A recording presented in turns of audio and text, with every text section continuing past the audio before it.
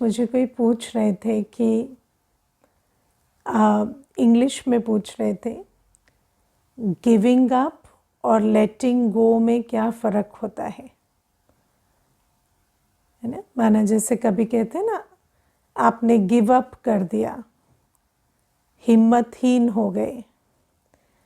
और एक होता है, हम आध्यात्म में कहते हैं लेट गो करो, जाने दो, है ना। तो कब जाने देना है और कब छोड़ना माना हिम्मतहीन होना हुआ, ना। तो ये भी एक प्रश्न है। कई बार क्या होता है कि हिम्मत की कमी के कारण पूरा एफर्ट नहीं देते किसी चीज़ में, है ना, जल्दी गिव अप कर देते हैं। सब गिव अप समझते हैं ना, हाँ, कि छोड़ दिया, समय से पहले ही छोड़ दिया, गिव अप कर दिया। और कई बार कहते हैं कि ये छोड़ ही नहीं रहे हैं बात को, जो बात पकड़ कर नहीं रखनी चाहिए, जिसको लेट गो करना चाहिए, वो छोड़ नहीं रहे। तो ये कैसे पता करें कि गिव अप किया या लेट गो किया? तो कोई ऐसे पूछ रहे थे, तो ऐसे संकल्प चल रहा था कि शायद सबका ये प्रश्न कभी कभी होता है। तो जब हम गिव अप करने की बात करते हैं तो गिव अप करना एक हिम्मतहीन होने का कर्म है। और हिम्मतहीन कौन होता है? जो लक्ष्यहीन होता है ना, जिसका कोई लक्ष्य नहीं है ना जीवन में। वो छोटी भी विघ्न आएगी ना, तो छोटी सी बात में ही जैसे गिव अप कर देंगे और क्या कहेंगे कि कारण देंगे अध्यात्म का, है ना। कहेंगे हमें तो फालतू बातों में नहीं पड़ना, या हमें ऐसे नहीं। लेकिन बात ये नहीं है, बात ये है कि वो फालतू बात आपको इतना डिस्टर्ब क्यों कर रही है कि आप उससे भाग रहे हैं। अगर आप किसी चीज़ को ठीक कर सकते हैं और उसमें थोड़ा सा एफर्ट लगता है, तो उस एफर्ट को ना लगाना और कहना कि ये तो हम नहीं करना चाहते, या हम अपना टाइम, थॉट, एनर्जी वेस्ट क्यों करें। तो बाबा हमें कहते हैं कि हिम्मतहीन होना माना जैसे अभी तन है ना, शरीर में कोई रोग आया तो ये तन जो है ये भी तो संगम युग में पुरुषार्थ का एक साधन है ना। तो ऐसे नहीं कि अब कौन ऑपरेशन कराए, कौन हॉस्पिटल जाए, है ना। कई बार आलस होता है, अलबेलापन होता है और कहेंगे कि हमें तो शरीर से वैराग है। लेकिन जो संगम युगी तन मन धन है वो तो सेवा अर्थ है ना। तो उस पर गिव अप करेंगे तो फिर सेवा कैसे होगी। तो वहाँ पर हमें लक्ष्य को रखकर कि हमारा लक्ष्य है कि हम सेवा कर विश्व कल्याण करें या मनुष्य से देवता बने और बनाएं, तो ये जो साधन है, जो सेवा अर्थ है, उसके लिए मुझे जो एफर्ट करना है वो मैं करूं, लेकिन उस लक्ष्य को रखकर। जैसे दुनिया में भी लोग एफर्ट करते हैं लेकिन निमित्त समझकर नहीं करते, उसमें लोभ होता है, उसमें मोह होता है। लेकिन बाबा कहते हैं तुम जो एफर्ट करते हो वो अपने को सेवाधारी समझकर करते हो, क्योंकि वो बाबा का है ना। जैसे मान लीजिए जैसे कि कोई प्रॉपर्टी है, कोई केस में फंसी हुई है ना, तो कहें कि अभी कौन नेगोशिएट करेगा, कौन केस करेगा, कौन जाएगा, छोड़ो, है ना। लेकिन छोड़ो क्यों, उसकी जगह आप क्या करेंगे? उसका अपॉर्चुनिटी कॉस्ट क्या है? बिस्तर पकड़ के सोएंगे। है ना। तो उससे अच्छा है कि उसमें जो एफर्ट लगता है वो करके उस धन को सफल कर सकते हैं, उसको यज्ञ सेवा में जैसे यूज़ कर सकते हैं, सफल कर सकते हैं। या कोई संबंध है, अगर वो संबंध कुछ एफर्ट करने से ठीक होता है तो कल वो संबंध जो है वो बाबा के यज्ञ में सफल हो सकता है। उस संबंध को भी हम बाबा का परिचय देकर बाबा का राइट हैंड बना सकेंगे, है ना। तो हमारा जो लक्ष्य है वो ये है कि जब हम ज्ञान मार्ग में चलते हैं तो बाबा हमें कहते हैं तुम ट्रस्टी हो, हर चीज़ के ट्रस्टी हो। तो ट्रस्टी का भी काम क्या होता है? ट्रस्टी का काम ये नहीं होता कि मेरा नहीं है तो जाने दो, है ना। जिसका है उसके निमित्त संभाल भी तो करनी है, तो हिम्मत तो दिखानी पड़ेगी ना। अगर हिम्मतहीन हो जाएंगे, हर बात में जाने दो छोड़ो, जाने दो छोड़ो करेंगे, तो फिर तो हर चीज़ चली जाएगी। फिर आपके पास संगम युग में पुरुषार्थ करने के लिए क्या एसेट होगा?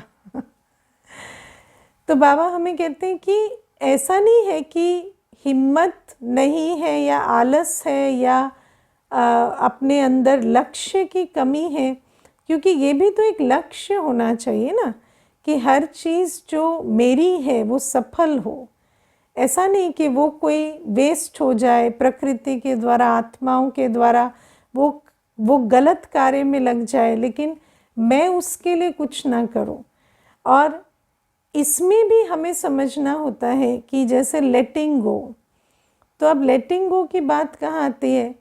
जहाँ आपको समझ में आ गया है कि इस चीज़ के लिए मैं कुछ नहीं कर सकता, है ना। आपने अपने पूरे एफर्ट्स कर लिए पर वो चीज़ उसका आप कुछ कर नहीं सकते, तो आप लेट गो करेंगे, क्योंकि वही ज्ञान का स्वरूप है कि जिस चीज़ को जो चीज़ आपके कंट्रोल में नहीं है या जो चीज़ आपको समझ आ गया है कि इसका आप कुछ नहीं कर सकते, तो फिर आप उसको बुद्धि से छोड़ देते, समेट लेते हैं बुद्धि, है ना। फिर पैकअप करते हैं, उससे अपनी बुद्धि को निकाल लेते हैं।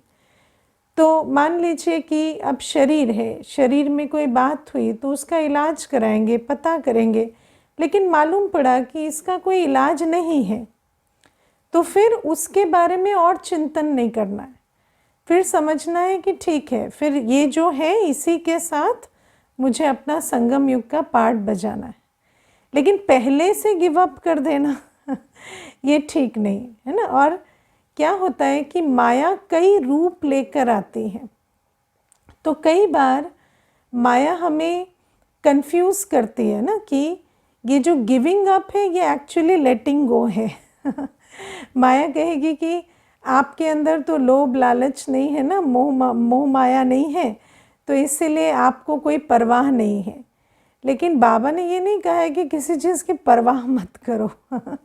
परवाह मत करो अगर वो आपके कंट्रोल में नहीं है, लेकिन अगर कोई चीज़ आपके कंट्रोल में है तो उसको सफल करो, उसको ईश्वरीय कार्य में लगाओ, उसको लायक बनाओ, ये श्रीमत है। तो बाबा हमें जो समझाते हैं, कभी कभी हम क्योंकि अपने संस्कारों के फिल्टर से सुनते हैं और फिर अपने पुराने स्वभाव संस्कार के आधार से माया भी हमें बहुत सारे, है ना, उसके डिस्टॉर्टेड रूप दिखाती है, तो कई बार हम ये बात समझ नहीं पाते, है ना। जैसे मान लीजिए कोई संबंध है, बच्चा है, पढ़ता नहीं है, सुनता नहीं है, तो क्या छोड़ दें क्या उसको? ना पढ़े ना सुने, नहीं, आप प्यार से कहो पढ़े, आप परेशान मत हो, आप ट्रस्टी बनकर, क्योंकि आपका कार्य है, आप उसे लेकर बिठाओ। जब आप पढ़ने बैठते हो तो उसे भी लेकर साथ में बैठो, थोड़ा थोड़ा उसे भी पढ़ाओ। मान लो नहीं पढ़ता, आप उसको मत चेक करो कि वो कितने घंटे पढ़ा उसमें लेकिन आप अपना एफर्ट करते रहो। लेकिन अब बच्चा जो है वो कहीं और रहने लगा है, वो आपके कंट्रोल में नहीं है और आप उसको मॉनिटर नहीं कर सकते, तो वहाँ पे फिर चिंता मत करो। आप चिंता मत करो मतलब ये नहीं कि कभी फ़ोन ही मत करो, पूछो ही मत पूछो, फ़ोन करो, लेकिन जितना वो बताए फिर उसे ट्रस्ट करके चलो। फिर ये नहीं, ये झूठ तो नहीं बोल रहा, ये ऐसा तो नहीं कर रहा। अगर झूठ को चेक कर सकते हैं तो ठीक है, नहीं कर सकते तो फिर वो जो कहता है एक्सेप्ट करके उस हिसाब से चलो। तो हर बात में हम क्या कर सकते हैं, क्या नहीं कर सकते, क्योंकि मैं हमेशा कोर्स में भी बताती हूँ, मुझे ये कहावत बहुत अच्छी लगती है कि कि जो चीज़ आपके कंट्रोल में है उसको हिम्मत रखो बदलने की, है ना, और जो चीज़ आपके कंट्रोल में नहीं है उसको एज इट इज़ स्वीकार करो। और ये अक्ल रखनी पड़ेगी कि क्या मेरे कंट्रोल में है और क्या नहीं है क्योंकि कई बार क्या होता है, जो कंट्रोल में है उसको गिव अप कर देते हैं। कई बार जो कंट्रोल में नहीं है उस बात को बहुत फोर्स लगाते हैं कि ये मेरे कंट्रोल में कैसे नहीं है, या उसको ईगो इशू बना देते हैं, या उसके ऊपर अपने को तंग करते रहते हैं। तो ये बात बहुत अच्छे से हमें परखनी पड़े, नहीं तो क्या होता है, लेटिंग गो के नाम पे गिविंग अप होता रहता है ना। और दूसरी बात है कि जो अंडरलाइन करने की बात है, हिम्मत के लिए लक्ष्य बहुत ज़रूरी है। आप देखो, जिसका लक्ष्य होता है, मुझे याद है मैं एक बार एक माता से मिली थी। माता गांव से आई थी, वो गांव में पली बड़ी, उसकी शादी हो गई दिल्ली में। अब वो जो माता है वो सुबह बच्चे को उठाकर उसके लिए टिफ़िन आदि बनाकर उसको खुद बस में लेकर जाती थी और स्कूल ड्रॉप करती थी। फिर वो बस में वापस आकर सामान खरीद कर, सब्जियां खरीद कर घर आती थी। फिर घर का जो राशन आदि का होता, बिल का होता, कोई भी झमेला होता, वो माता खुद हैंडल करती थी। तो जब मैं उसकी बात सुन रही थी तो मैंने कहा कि आपको ये सब आता तो नहीं होगा, जब आप दिल्ली आए तो आप कैसे ये सारा कुछ करते हो कि बच्चे को स्कूल भी ले जाना, लाना भी, क्लास भी उसको लेके जाना।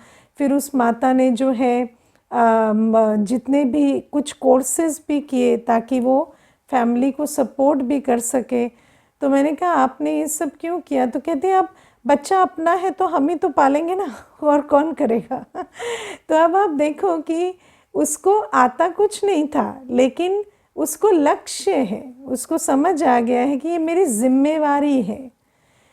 तो जब जिम्मेवारी का एहसास होता है तो हिम्मत भी आती है। और जहाँ जिम्मेवारी का एहसास नहीं होता, वहाँ हम छोटी छोटी बातों में कह देंगे कि नहीं, हमें क्या करना है, हमें क्यों संस्कार मिलाने हैं, हमें क्यों ऐसा करना है। अब देख लीजिए, हम सेंटर पे रहते हैं, तो सेंटर पर क्या होता है, अलग अलग संस्कार वाले होंगे लेकिन कार्य तो संगठन में होगा ना। तो कई बार ऐसा होता है कि कोई कोई संस्कार मिलन डिफ़िकल्ट भी है, पर करना पड़ेगा। क्यों करना पड़ेगा? उसकी हिम्मत भी रखनी। हो सकता है संस्कार मिलन आपका यूएसपी नहीं है आप नहीं कर सकते हो, लेकिन फिर भी आपको करना पड़ेगा। क्यों करना पड़ेगा? क्योंकि नहीं करेंगे तो वायुमंडल खराब होगा, ऐसे वातावरण में सेवा कैसे होगी।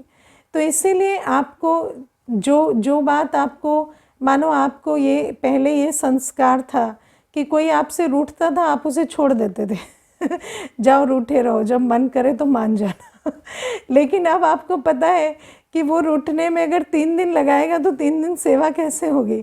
तो आपको अब उसके पीछे जाना पड़ता है और उसको प्यार से मनाना भी होता है। क्यों? क्योंकि आपका लक्ष्य है, आपको समझ में आता है कि हर आत्मा इस संगठन में बहुत आवश्यक है। और ये मेरे प्रति नहीं, पर्सनल कोई बात नहीं है इसमें, लेकिन बाबा का कार्य है। तो बाबा का कार्य का नुकसान माना है ना, मेरा नुकसान, मेरे जीवन का लक्ष्य क्या रहा फिर। तो बाबा हमें कहते हैं इसीलिए जिसका लक्ष्य होता है उसको हर बात की हिम्मत आ जाती है। और जो हिम्मतवान होता है ना, उसके लिए कोई बड़ी बात नहीं होती, चाहे वो संस्कार मिलन की पेपर हो, चाहे वो कोई आर्थिक समस्या हो, चाहे कोई मैन पावर की बात हो, कोई भी बात बड़ी नहीं होती, क्योंकि उसको लक्ष्य है कि ये मुझे करना है, ये मेरा जो ये जीवन का ध्येय है ये है। और जो लक्ष्यहीन होता है वो छोटे छोटे कारणों में भी गिव अप करता रहेगा। तो इस लक्ष्य को ऊंचा रखना है। और बाबा हमें क्या लक्ष्य देते हैं? हमारा लक्ष्य है स्व परिवर्तन और विश्व परिवर्तन करना। हमें इस संसार को स्वर्ग बनाना है। तो हम गिव अप नहीं करते, हम लोगों पर गिव अप नहीं करते, क्योंकि आत्माएं जो हैं वो ईश्वरीय संतान है, वो राइट हैंड है बाबा का, है ना। अगर एक आत्मा की आप पालना करेंगे तो ईश्वरीय संतान बाबा का कार्य आगे ले जा सकते हैं। आप शरीर पे गिव अप नहीं करते, क्योंकि जो भी है यही संगम युगी शरीर है, इसी से ही आपको भाग्य बनाना है। आप किसी भी परिस्थिति में कोई भी अपॉर्चुनिटी जहाँ पर आप धन सफल कर सकते हैं उसको आप गिव अप नहीं करते, क्योंकि ईश्वरीय यज्ञ में जो धन सफल होता है वो अनेकों का कल्याण करता है। तो बाबा इसीलिए कहते हैं कि हमें लेट गो करना है। जब कोई चीज़ हमारे कंट्रोल में नहीं है, ड्रामा ने हमें बता दिया ये नहीं हो सकता, तो फिर हम लेट गो करते हैं। लेकिन जहाँ तक हो सके हम अपना पूरा पुरुषार्थ करते हैं। और ये जो संगम युग के एसेट हैं, है ना, तन मन धन मन वचन कर्म समय श्वास संबंध, वो ऑप्टिमम यूज़ पे आए उसका भी हम पूरा ध्यान रखते हैं।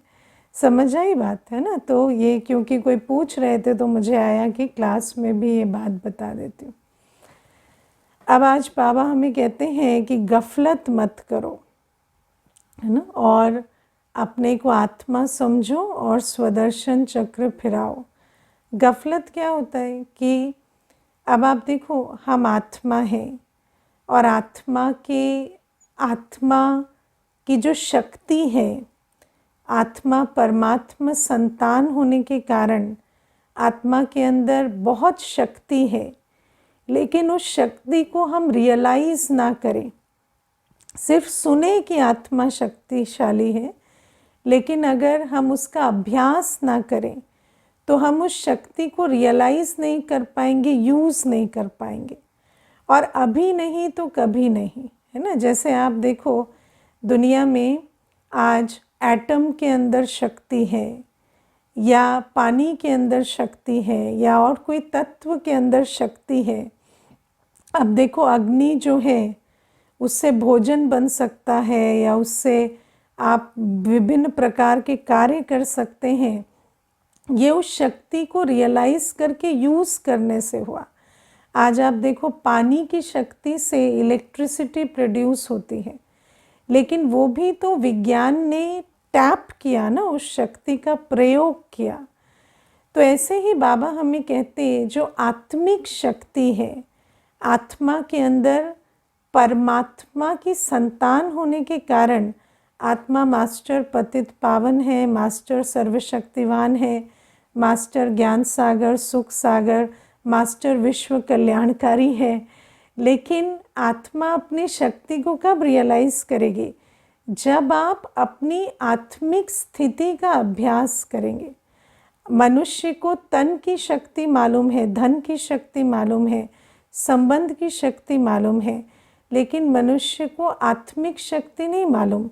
क्यों? क्योंकि कभी अपने को आत्मा निश्चय कर अपने शक्ति स्वरूप को रियलाइज़ करने का पुरुषार्थ ही नहीं किया, है ना। तो जब हम शुरू करते हैं ये जो ज्ञान मार्ग में जब शुरुआत होती है हमारी, तो बाबा हमें क्या बताते हैं कि तुम एक आत्मा हो, और इस देह और देह के संबंधों को भूलकर देखो और उस अनुभव में स्थित हो जाओ कि मैं एक छोटा सा सितारा हूँ, पर मैं परमात्मा संतान होने के कारण मास्टर शांति सागर हूँ, सुख सागर हूँ, स्नेह सागर हूँ, है ना। तो बाबा हमें कहते हैं कि अपने आप को, जो परमधाम में तुम्हारी अवस्था है, जो तुम्हारी मूल अवस्था है, जब हम कहते हैं मैं मास्टर शांति सागर सुख सागर हूँ, तो कहाँ पर हूँ? परमधाम में, है ना। तो बाबा कहते हैं अपने आप को उस स्वरूप में रियलाइज़ करो, कि बार बार अपने को स्मृति दिलाओ कि इस शरीर से न्यारी मैं आत्मा परमधाम निवासी परमात्मा संतान इतनी शक्तिशाली हूँ। फिर बाबा हमें कहते हैं कि आ जाओ सतयुग त्रेता युग में, दैवी संसार में। तो आत्मा के अंदर कितनी शक्ति है? आत्मा के अंदर पवित्रता का बल है, और पवित्रता के आधार से आत्मा सुख शांति संपत्ति जैसे उसको दासी बनकर सर्व करती है ना। अकिचार सुख शांति और संपत्ति है। क्यों? क्योंकि आत्मा सतोप्रधान पवित्र है और आत्मिक शक्ति से आत्मा सुखदायी संबंधों को भी अट्रैक्ट करती है, हार्मनी की दुनिया में रहती है। प्रकृति जो है उसकी झोली भरती है। तो जब हम इस स्वरूप में अपने को स्थित करते हैं कि हम आत्मा मेहनत नहीं करते, वहाँ हम अपनी सतो प्रधान स्थिति के आधार से हर चीज़ को अट्रैक्ट करते हैं। हेल्थ, वेल्थ, हैप्पीनेस, हार्मनी, हर चीज़ जैसे हमारे सामने झोली, जो जैसे हमारी झोली भरने को वो अपना भाग्य समझते हैं। तो बाबा कहते हैं इस प्रकार से तुम 2 युगों तक रहते हो। तो रियलाइज़ करो अपनी संपूर्ण पवित्र अवस्था को, जहाँ आप लगाव मुक्त हैं, है ना। आत्मा गिवर है, आत्मा के अंदर कोई लगाव नहीं है, कोई इच्छा नहीं है। इच्छा मात्रम अविद्या स्थिति है। आत्मा को दुख क्या है मालूम नहीं, आत्मा को लगाव क्या, इच्छा क्या, चाहिए शब्द उसकी डिक्शनरी में नहीं। तो जब अपने को सतयुगी उस अवस्था में लेकर जाते हैं और बैठते हैं उस अवस्था में, तो समझ में आता है कि हाँ, मेरे अंदर ये शक्ति है। और जिस अवस्था में बैठेंगे ना, वो शक्ति इमर्ज होती जाएगी, है ना। जैसे आप 10 मिनट बैठो, मैं तो बीमार हूँ, कैसे, कौन सी शक्ति इमर्ज होती है? है ना, दुखी होने की, हिम्मतहीन होने की वो अवस्था इमर्ज हो जाती है ना। तो बाबा कहते हैं जिस चीज़ को इमर्ज करेंगे वो इमर्ज हो जाएगी। तो जब अपनी संपूर्ण सतोप्रधान और पावरफुल स्थिति को इमर्ज करते हैं ना, तो वो इमर्ज हो जाती है। फिर अपने को जब हम द्वापर युग से देखते हैं, तो वैसे तो वास्तव में हम द्वापर युग से पतित बन गए, लेकिन बाबा हमें कहते हैं कि जब तुम स्वदर्शन चक्र फिराते हो और द्वापर युग में आते हो, तो ऐसे मत देखो कि तुम पतित बन गए और भक्ति कर रहे हो। ऐसे देखो कि भक्त जिनकी पूजा कर रहे हैं वो देवी मूर्त तुम हो मंदिर में, है ना। और जब हम अपने को उस स्वरूप में द्वापर युग से देखते, तो वो स्वरूप कैसा है? संपूर्ण साक्षी दृष्टा का न्यारा और प्यारा स्वरूप है कि नहीं। भक्त चाहे उलहना दे रहे हो भक्त चाहे रो रहे हो, भक्त चाहे दुखी हो, आप कैसे रहते? उनकी वाइब्रेशन से न्यारे और संपूर्ण दाता स्वरूप में उनकी झोली भरने वाले। तो न्यारा और प्यारा जो बाबा हमें लक्ष्य देते हैं ना, कि हमें न्यारा और प्यारा रहना है, तो ऐसा न्यारा और प्यारा स्वरूप देवता का हम 2 युगों तक अनुभव करें। अब जब हम स्वदर्शन चक्र फिराते हैं ना, तो आप क्या करें कि एक शरीर छोड़ा दूसरा लिया, दूसरा छोड़ा तीसरा लिया, और आत्मा अलग अलग चोला धारण कर रही है। और अवस्था जो है वो दैवी कुल में कैसी है, फिर जन्म बाय जन्म जो आपकी पूज्य स्थिति है द्वापर युग से, उसमें आपकी अवस्था कैसी है। जब हम इसको अभ्यास करते हैं तो एक और कमाल की चीज़ होती है, इस देह से आपका अटैचमेंट ख़त्म होता जाता है। क्योंकि ये जो देह है, जब आप बार बार बुद्धि से अभ्यास करते हैं कि मैंने ऐसी 84 देह ली है और छोड़ी है, तो क्या आपके अंदर उस चीज़ के लिए लगाव हो सकता है जो आपने 84 बदली हो है ना। 84 बार जो चीज़ बदली हो उससे लगाव नहीं होता, है ना। और 84 जन्मों में 84 माता पिता, 84 मित्र संबंधी, तो उनके साथ और लगाव नहीं होता। तो इस प्रकार से जब आप एक जन्म से दूसरे जन्म अपना अभ्यास करते हैं ना, तो जो परमानेंट है, जो आपके साथ रहता है, आपके गुण, कला, संस्कार, उस पर आपका अटेंशन ठहरता जाता है। और जो इम्परमानेंट है, जो हर युग में, हर जन्म में बदलता है, उससे आपका बुद्धि योग निकलता जाता है। तो इस प्रकार से हम अभ्यास करते करते जब ब्राह्मण जन्म में पहुंचते हैं, तो यहाँ क्या देखते हैं कि अब हम संपूर्ण ब्राह्मण कैसा होगा?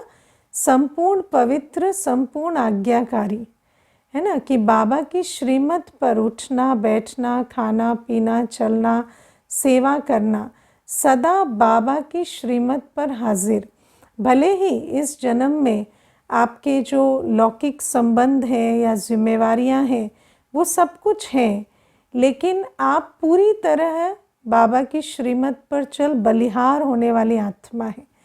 क्योंकि बाबा हमें बताते हैं कि तुम इस समय मेरा बनेंगे, है ना, तुम एक बार मेरा बन के देखो तो तुम्हारी जिम्मेवारियां भी मैं संभाल लूँगा।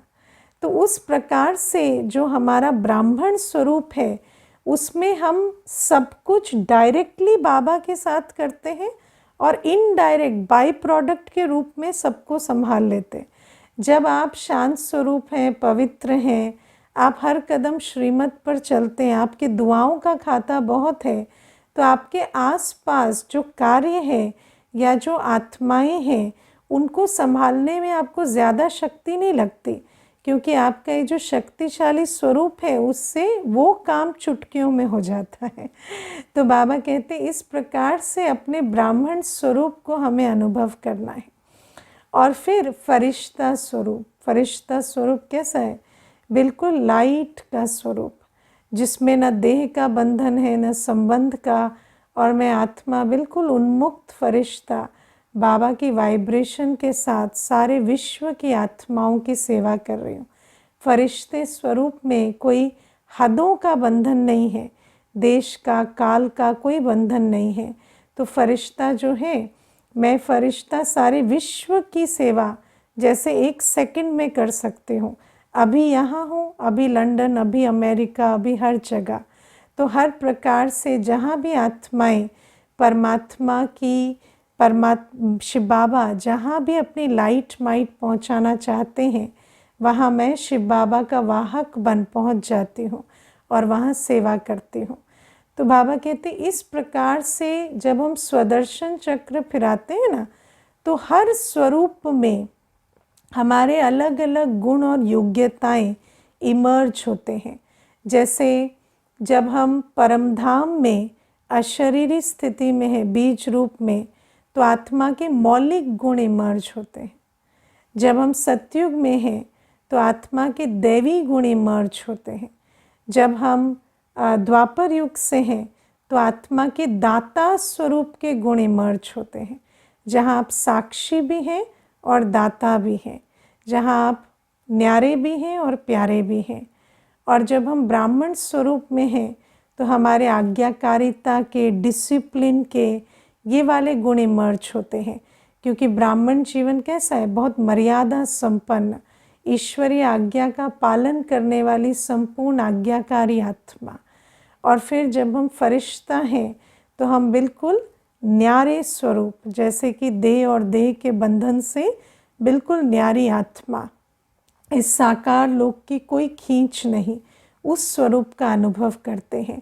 और जितना जितना हम अपने को इन 84 जन्मों की यात्रा में देखते हैं तो हमारा इस जन्म के देह और देह के संबंध से भी बुद्धि योग निकलता जाता है और आत्मा अपने जो आत्मिक स्वरूप, वो भी संपूर्ण 84 जन्मों में जो आत्मा की शक्तियाँ रही हैं वो इमर्ज होती हैं और हम उस शक्तियों का स्वरूप बनते जाते हैं। और बाबा कहते हैं तुम्हें स्वदर्शन चक्र फिरा फिरा कर लाइट हाउस बनना है। लाइट हाउस कैसा होता है ना? एक ही स्थान पर स्थित है लेकिन इतना शक्तिशाली है कि दूर से भी जहाज़ उसको देखकर अपना रास्ता, है ना, पता करते हैं। तो बाबा कहते ऐसे तुम एक ही स्थान पर बैठे हो लेकिन बुद्धि से जब स्वदर्शन चक्र फिराते हो तो तुम्हारा स्वरूप इतना लाइट माइट का हो जाता कि दूर दूर तक सारे विश्व में आत्माओं को तुम्हारे इस वाइब्रेशन से दिशा मिलती। और इसीलिए बाबा कहते इस अभ्यास में, पुरुषार्थ में गफलत मत करो। क्योंकि देखो छोटी सी बात है, बाबा हमें सारी सामग्री दे रहे हैं, अगर हम उसका उपयोग करेंगे तो हम विश्व के मालिक बन सकते हैं, विश्व कल्याण कर सकते हैं। और अगर सब कुछ मिलते कुछ नहीं करेंगे तो कुछ भी हाथ नहीं लगेगा, है ना। अब मान लीजिए किसी के पास सूजी भी है, चीनी भी है, घी भी है, सब कुछ है, लेकिन कहता रहे मीठा खाने का मन कर रहा है, मीठा खाने का मन कर रहा है, पर बनाए ना, है ना। और बनाने की विधि भी उसे बता दी है, लेकिन फिर भी बनाए ना, तो ऐसे का क्या कर सकते, है ना। तो बाबा हमें कहते हैं, तुम मुझे 2500 वर्ष से कहते थे कि मुझे सुख चाहिए, शांति चाहिए और संपन्नता की दुनिया चाहिए, वो तुम बना सकते हो। उसके लिए मैं तुम्हें आत्मिक अभ्यास, बाबा की याद, स्वदर्शन चक्र फिराने की ये सुंदर विधियां बता रहा हूँ। लेकिन अगर इसके रहते भी तुम फिराओ ना, है ना, तो फिर कुछ नहीं बनेंगे फिर क्या है, सतयुग का टेस्ट हमें नहीं आएगा। तो इन बातों को बहुत अटेंशन देना है। गफलत क्या होती है? गफलत माना सब कुछ कर सकते थे पर केयरलेसनेस के कारण किया नहीं, है ना। दुनिया में कहते हैं रावण चाहता तो स्वर्ग को सीढ़ी बना देता, है ना, स्वर्ग तक जाने की सीढ़ी बना देता, पर कल कल करता रहा तो इसी को गफलत कहते हैं। तो अगर बाबा कहते हैं अभी नहीं तो कभी नहीं, अभी तुम्हारे पास मैंने तुम्हें राजयोग भी सिखा दिया, स्वदर्शन चक्र भी फिराना सिखा दिया, आत्मा समझ, आत्मिक शक्तियों का अनुभव करना भी सिखा दिया, मैंने तुम्हें सतयुग को याद कर दैवी गुण इमर्ज करना भी सिखा दिया। लेकिन अगर फिर भी नहीं करेंगे तो बाबा कहते हैं फिर यही बात हो गई कि कल कल करते, तो फिर रावण की कहानी किसकी कहानी हो जाएगी, है ना तो बाबा कहते हैं रावण राज्य में इस बात से बहुत सावधान रहना है कि जो करना है आज करना है, अभी नहीं तो कभी नहीं। इसलिए आज मुरली में बाबा ने ये भी कहा, हर घड़ी अपनी अंतिम घड़ी समझो और एवर रेडी रहो, है ना। क्योंकि चलो हम ये नहीं जानते विनाश कब होगा, लेकिन अपना शरीर कब छूटेगा उसकी तो कोई गारंटी नहीं ना चलो विनाश 10 वर्ष बाद भी हुआ, लेकिन अगर अभी शरीर छूट गया तो अभी जाते ही किसी दूसरे शरीर में तो पुरुषार्थ नहीं होगा ना। बच्चा जन्म लेगा, बड़ा होगा, बड़ा होने के बाद कोर्स करने लायक बनेगा तो फिर से पुरुषार्थ शुरू होगा, और उतने में विनाश हो गया तो आपके तो 10-12 साल खराब हो जाएंगे ना तो बाबा इसीलिए कहते हैं कि इतना पुरुषार्थ करो कि अभी शरीर छूटे तो कर्मातीत अवस्था हो।